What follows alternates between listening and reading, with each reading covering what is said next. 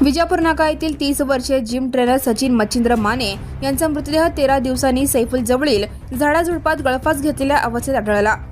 सचिन यांच्यावर घरातील तणावामुळे मार्च महिन्यात 3 वेळा घर सोडण्याची घटना घडली होती।